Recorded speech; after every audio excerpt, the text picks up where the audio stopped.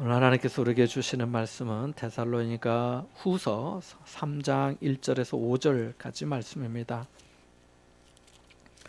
데살로니가 후서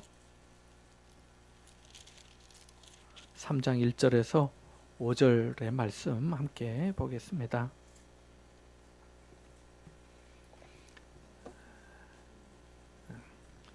신약성경 335쪽인데요. 제가 가진 성경으로 화면에도 나옵니다. 찾으셨으면 함께 읽겠습니다. 함께 합니다. 끝으로 형제들아, 너희는 우리를 위하여 기도하기를, 주의 말씀이 너희 가운데서와 같이 퍼져나가 영광스럽게 되고, 또한 우리를 부당하고 악한 사람들에게서 건지시옵소서 하라. 믿음은 모든 사람의 것이 아니니라. 주는 미쁘사 너희를 굳건하게 하시고 악한 자에게서 지키시리라. 너희에 대하여는 우리가 명한 것을 너희가 행하고 또 행할 줄을 우리가 주 안에서 확신하노니, 주께서 너희 마음을 인도하여 하나님의 사랑과 그리스도의 인내에 들어가게 하시기를 원하노라. 아멘. 하나님의 은혜가 여러분과 함께 하시기를 바랍니다. 바울은 데살로니가 교회 성도들에게 우리를 위해 기도해 달라고 요청합니다. 이러한 바울의 태도는 데살로니가 성도들에게만 한 것이 아닙니다. 골로새서 4장 3절 말씀에 보면은 골로새 교회 성도들에게도 동일한 부탁을 하였습니다. 거기에 보면은 또한 우리를 위하여 기도하되 하나님의 전도할 문을 우리에게 열어주사 그리스도의 비밀을 말하게 하시기를 구하라고 그렇게 말씀하였기 때문입니다. 그러니까 하나님의 일을 맡은 자들은 항상 기도가 필요합니다. 뭐가 필요하다고요? 기도가 필요합니다. 그래서 히브리서 13장 18절에도 보면은 우리를 위하여 기도하라 이렇게 말씀하고 있습니다. 왜 기도가 필요할까요? 그것은 뭐 여러 가지 이유가 있지만 기도의 능력 때문입니다. 기도는 1차적으로 하나님과의 대화인데요. 하나님과의 대화는 하나님과의 교제이고 또 소통입니다. 가끔 어려운 시험과 고난을 겪을 때 우리 스스로 묻는 질문 중에 하나는, 하나님이 왜 내게 이런 시련을 주시나? 하나님의 뜻이 무엇인가? 내가 지금 왜 이런 고통을 당해야 하나라는 것입니다. 말씀드린 것처럼 저는 모태 신앙이 아닙니다. 그래서 교회 다닐 때 집에서 핍박을 많이 받았습니다. 뺨을 맞기도 하고 또 성경책을 빼앗겨서 아궁이에 던져지기도 하고 또 교회 가면은 밥이 나오냐 쌀이 나오냐 이렇게 하는 또 비난과 조롱도 많이 받았습니다. 한 번은 제 선배가 저를 불렀어요. 그러면서 저보고 자기에게 담배에 불을 붙여가지고 나보고 이제 태워보라고 담배 피우라고 한 겁니다. 그래서 내가 안 핀다고 했더니 왜 안 피냐고, 그래서 내가 교회 다니니까 안 핀다고 했더니 그 선배가 주먹으로 저 여기 목을 쳤습니다. 그때 죽는 줄 알았는데 내가 지금도 이름이 생각이 나네. 아무튼 그런 일들도 있었습니다.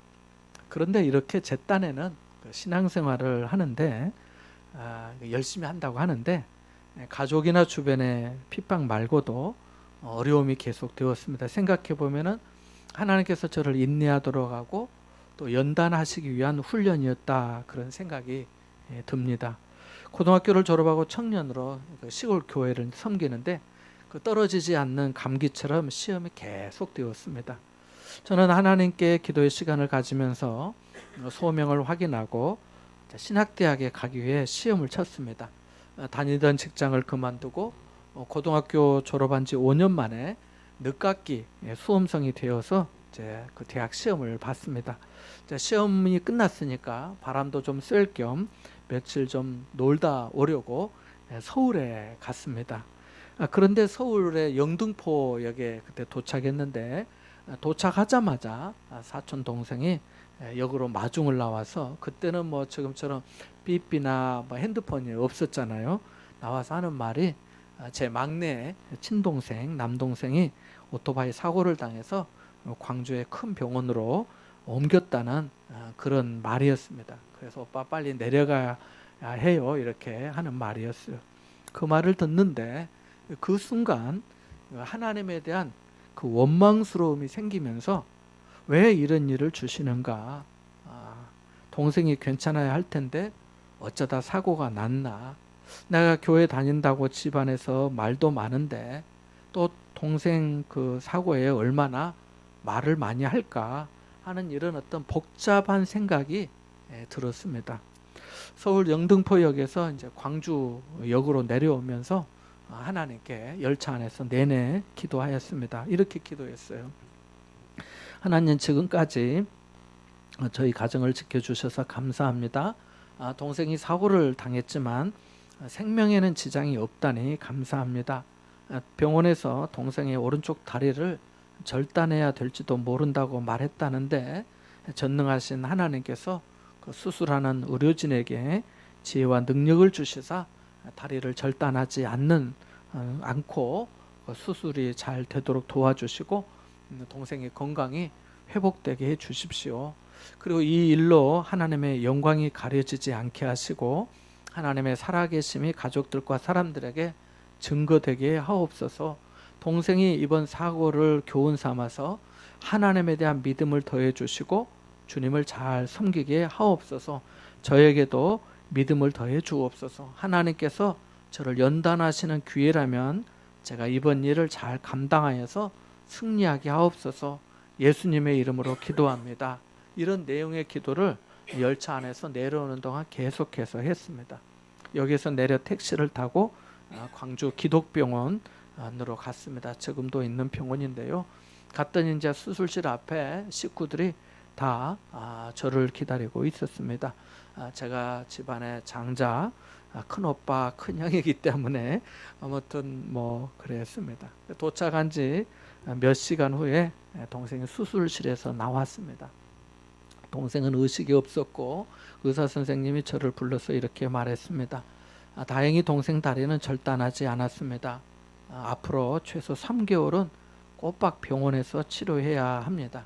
아마 장애가 좀 남을 것 같고 퇴원 후에도 재활 치료를 상당 기간 해야 할 것 같습니다. 그러면 사고 전만큼은 아니지만 생활에 크게 불편하지는 않을 겁니다. 이렇게 말했습니다. 그 말을 듣고 의사 선생님께 감사의 말씀을 드렸습니다. 그리고 하나님께 얼마나 감사했는지 모릅니다. 지금도 그날을 생각하면 정말 하나님께서 동생과 저희 식구를 불쌍히 여기사 그런 어떤 그 오토바이 사고에서 생명을 살려주시고 다리도 절단하지 않고 또 건강을 회복하게 해주시는 은혜가 얼마나 감사한지 모릅니다. 여러분도 그러하시겠지만은 이런 얘기를 설명하는 저는 그 시간과 그 자리와 그 사건이 생생히 기억이 되죠. 아마 여러분의 삶 가운데도 하나님께서 지켜주시고 도와주시고 역사해 주신 그런 어떤 생생한 장면들이 다 있을 거라고 생각합니다. 그래 하나님께 얼마나 감사했는지 모릅니다. 또한 저의 미천한 저의 기도를 들어주심에 감사의 기도를 드렸습니다. 수술을 마치고 나온 동생의 모습을 보고 가족들은 안도하였고 하나님이 도와주셨다고 말하였습니다. 그러니까 하나님께 영광이 된 것이죠. 그 어려운 가운데서도 말입니다. 저희 교회가 이 건물을 분양받아 온 지 3년이 넘었습니다. 기억하시는 분도 계시겠지만 저희가 기장 대라리에서 여기로 오는 것이 쉽지가 않았습니다. 여기로 이제 분양받기로 재직회에서 결정하고 계약금을 치르자마자 코로나가 왔거든요. 코로나 때 나라가 어땠습니까? 바이러스가 갑자기 확산되면서 듣도 보도 못한 그 코로나라고 하는 그 전염병에 세상을 떠난 분들도 많고 세상은 갑자기 정체도 모르는 이 병에 떨어야 했습니다. 세계적인 제약회사들은 백신과 치료제를 만드는 데 돌입하고 코로나는 쉽게 진정될 기미가 안 보였습니다.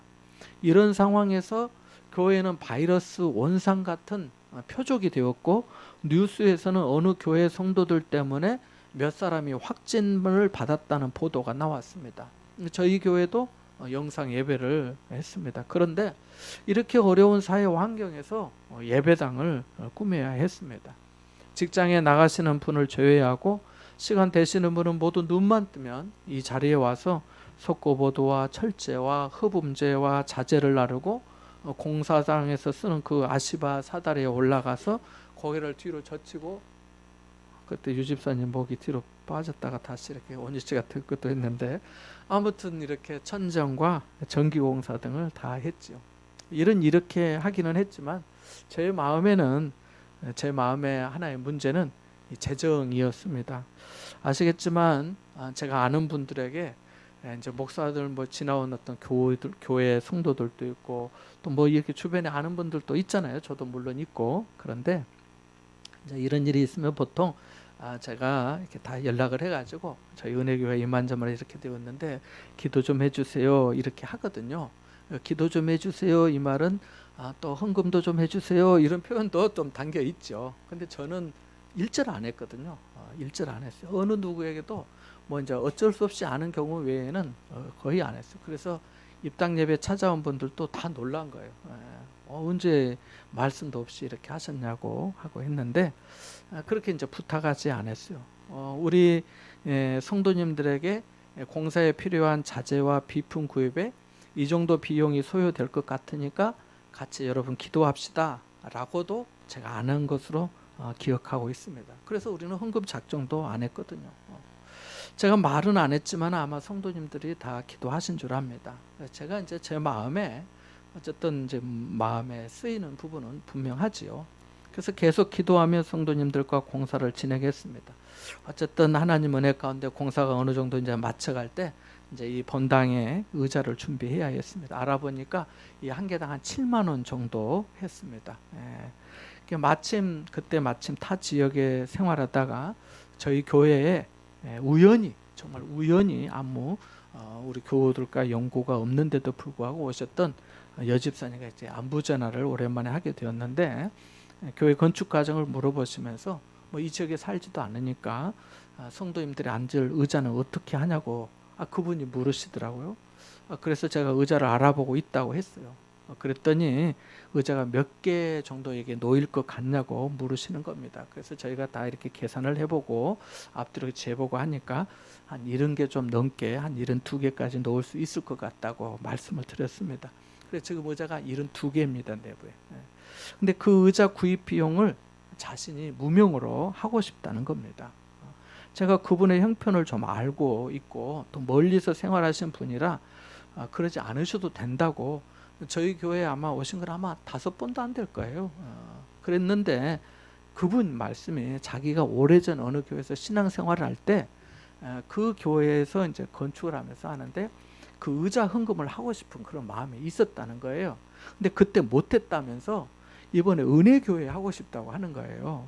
그래서 놀랍게 지금의 의자가 준비되었습니다. 할렐루야.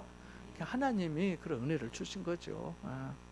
여러분 교회 일은 사람이 하는 것 같아도 하나님이 하시는 줄 믿습니다. 하나님께서 사람을 통해 역사하시는 거지요.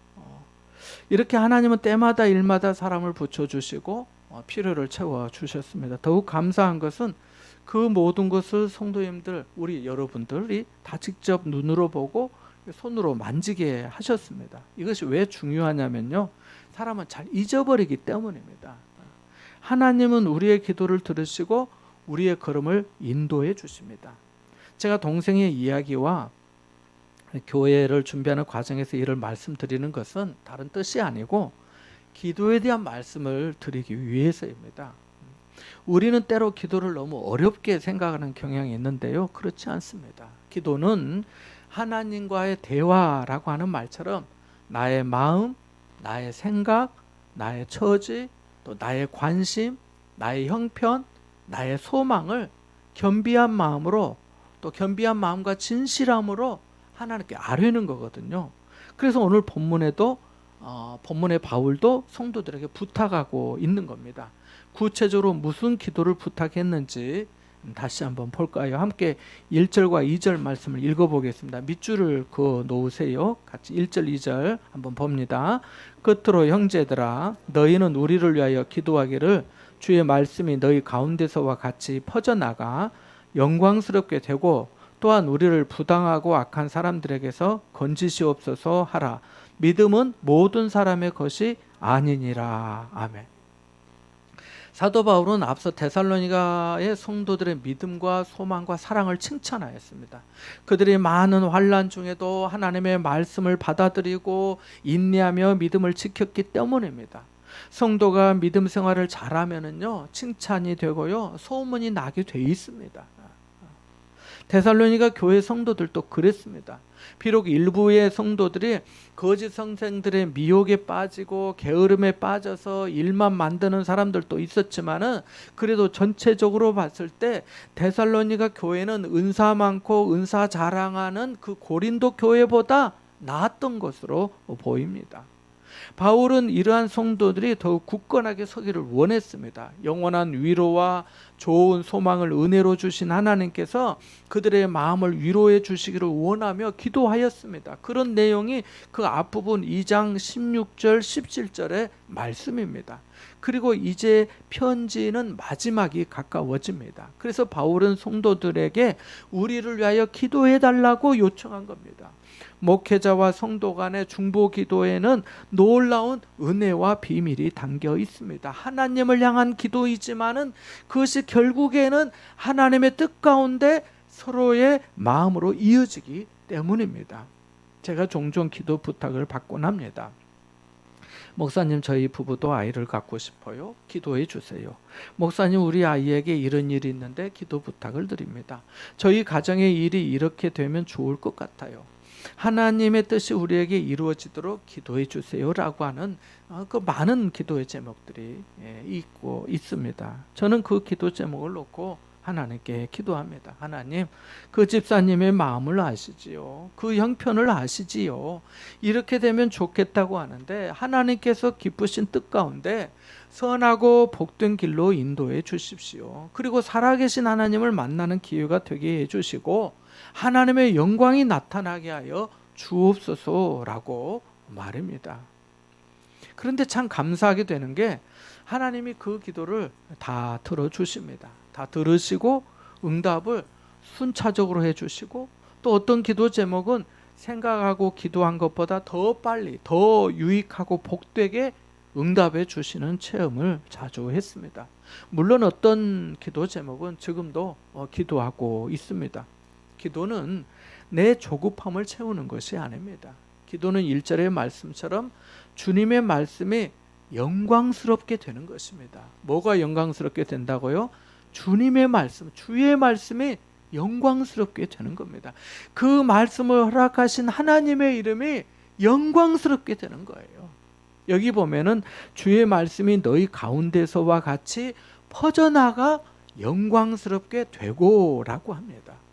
이미 말씀드린 것처럼 데살로니가 교회 성도들은 많은 환난 중에서도 성령의 기쁨으로 말씀을 받았습니다. 말씀이 그들의 심령 안에서 능력으로 역사한 것이지요. 주의 말씀이 그들 마음에 퍼져나감으로 말씀이 영광스럽게 된 겁니다. 그들이 설교 말씀을 받을 때 사람의 말로 받지 아니하고 하나님의 말씀으로 받았기 때문입니다. 말씀을 잘 듣는 게 큰 은혜 중에 은혜입니다. 성도는 주님의 약속하신 말씀 위에 굳게 서야 합니다. 그래야 거짓에 미혹되지 않습니다. 그래야 빛 가운데로 뚜벅뚜벅 담대히 걸어갈 수가 있습니다. 좌우에는 어둠이 있거든요. 말씀이 생명이며 말씀이 능력이고 말씀이 구원을 이루며 말씀이 사람을 하나님의 사람으로 변화시켜 줍니다. 제가 알기로 말씀의 은혜를 받지 않고 변화된 사람은 아무도 없습니다. 안 그렇습니까? 주님의 사람들, 주님의 영광을 높이는데 쓰임받은 사람들은 모두 다 말씀의 은혜를 받았고 그들로 주님의 말씀이 영광스럽게 되었습니다. 어느 날 성경을 읽으면서 하나님의 부르심과 택하심에 사로잡혀 주님의 일을 한 사람들도 많습니다. 1882년 9월 이수정이라고 하는 사람은 남자예요. 이모 군란 당시에 고종 황제로부터 민비를 구한 공로로 높은 벼슬을 상으로 받게 됩니다. 근데 이 이수정이 황제에게 고종에게 이렇게 간청하였습니다. 폐하, 저에게 외국 문물을 견학할 수 있도록 일본에 다녀오도록 허락해 주시면 안 되겠습니까? 그래서 고종은 즉시 허락했습니다.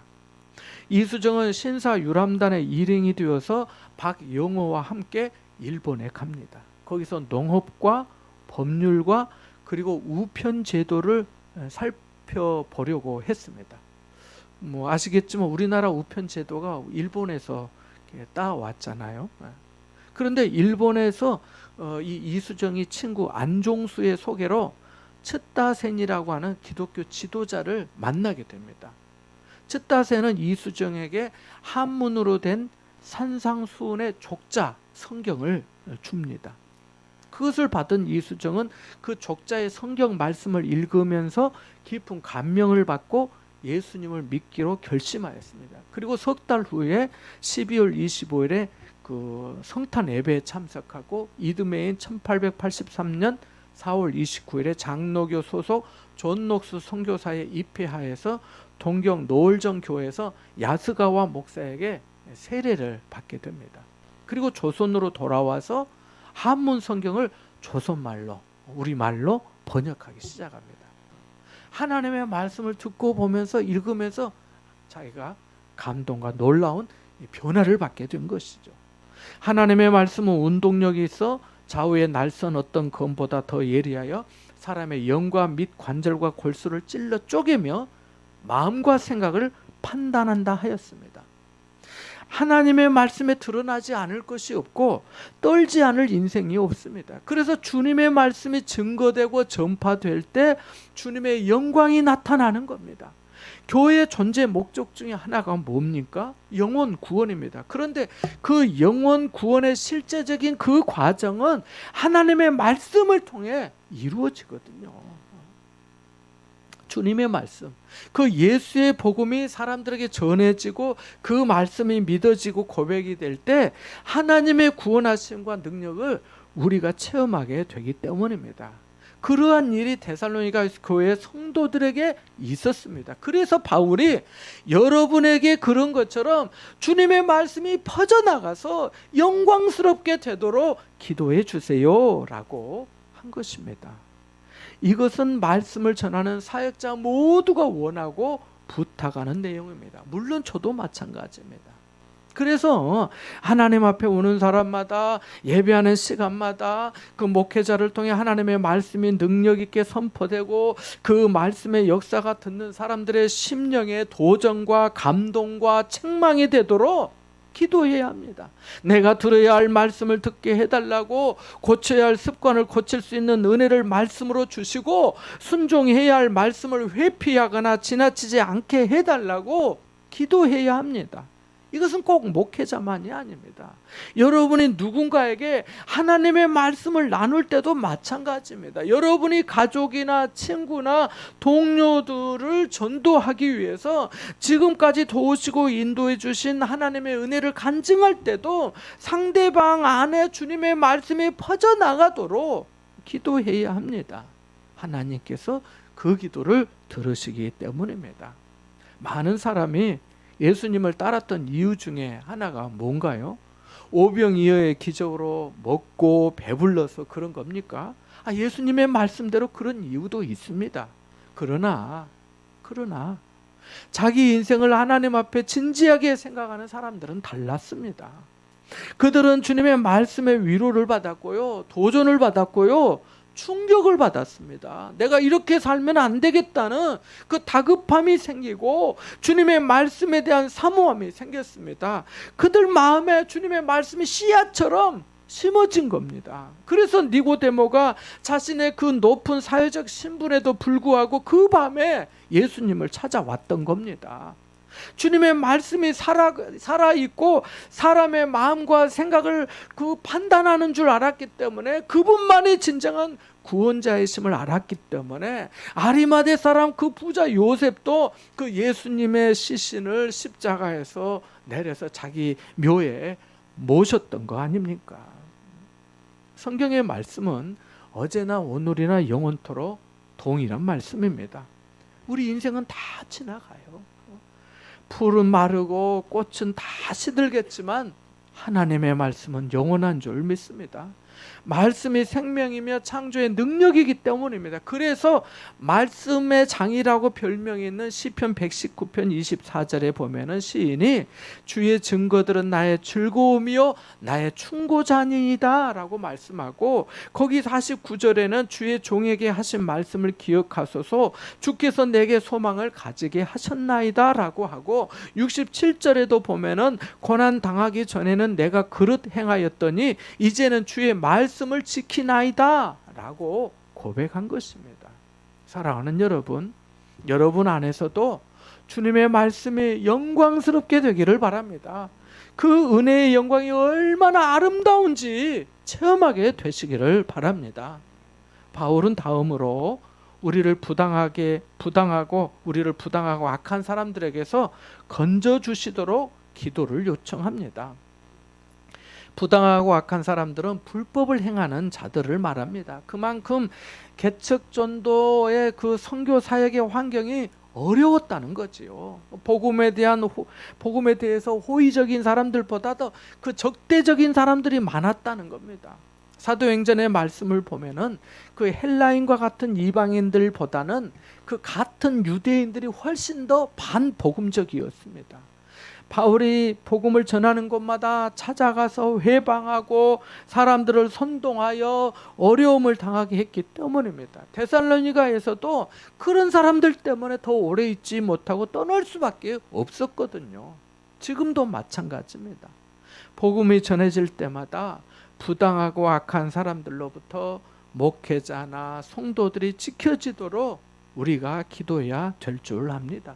복음은 단순히 그 지식을 전하는 것이 아니라 영혼을 구원하는 영적 싸움이기 때문입니다.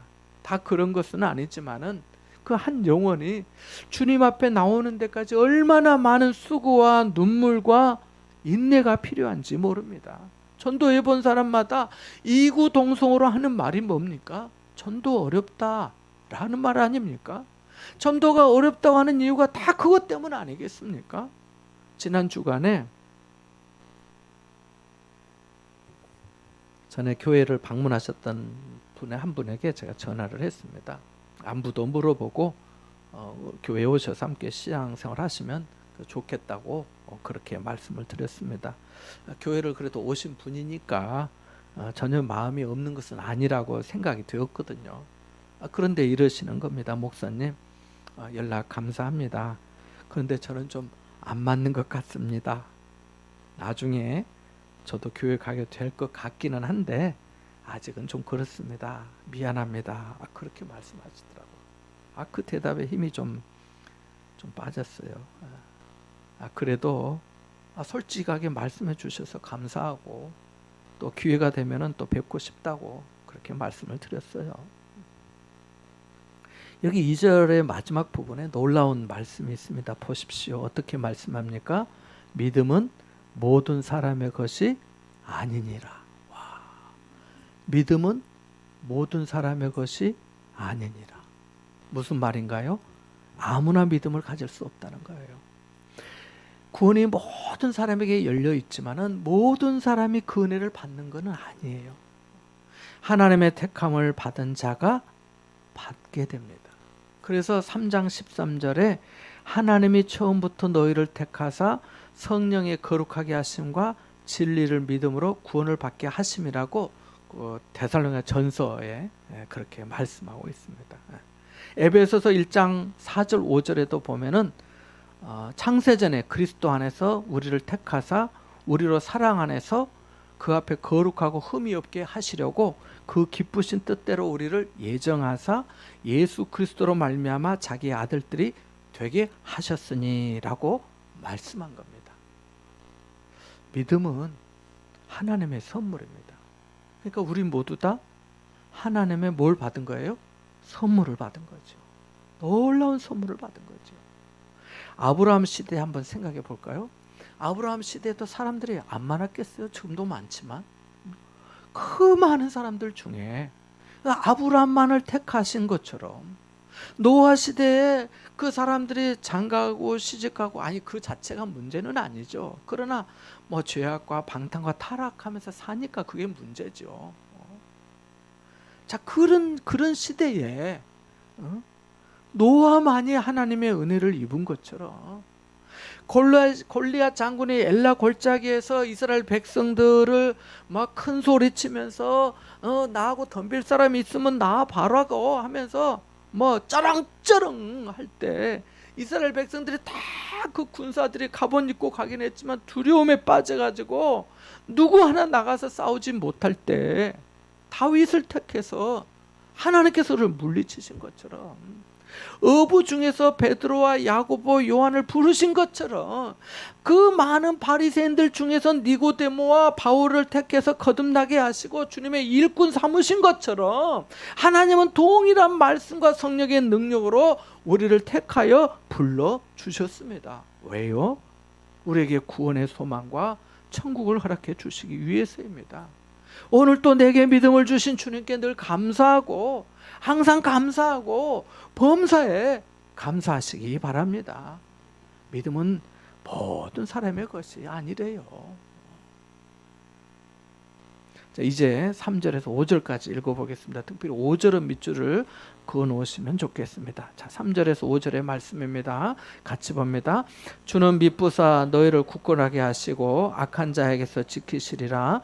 너희에 대하여는 우리가 명한 것을 너희가 행하고 또 행할 줄을 우리가 주 안에서 확신하노니 주께서 너희 마음을 인도하여 하나님의 사랑과 그리스도의 인내에 들어가게 하시기를 원하노라. 아멘.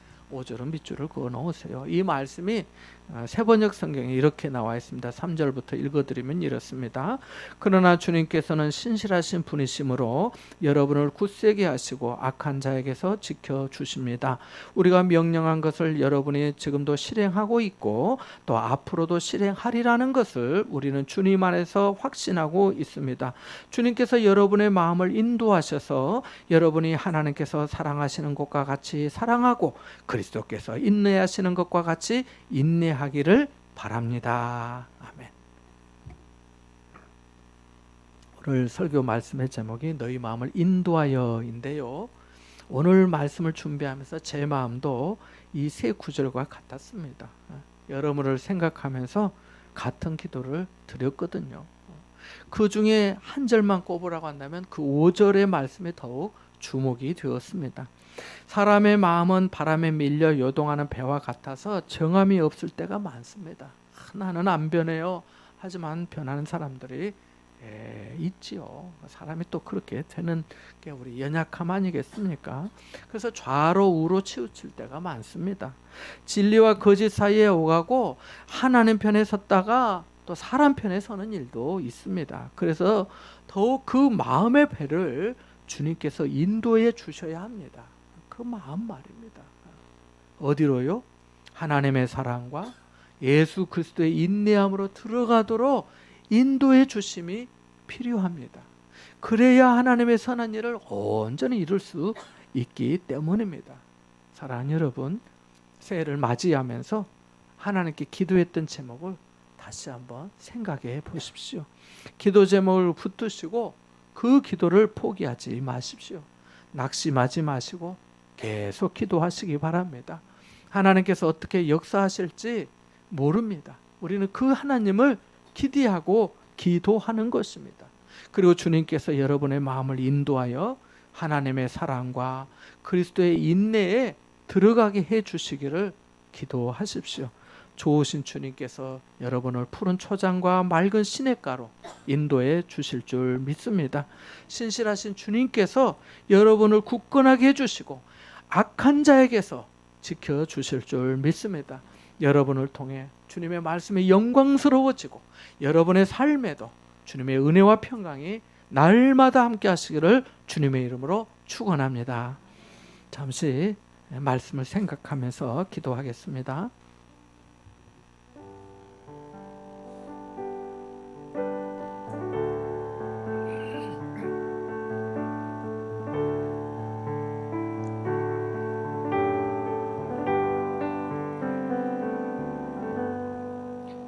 하나님 아버지 감사합니다.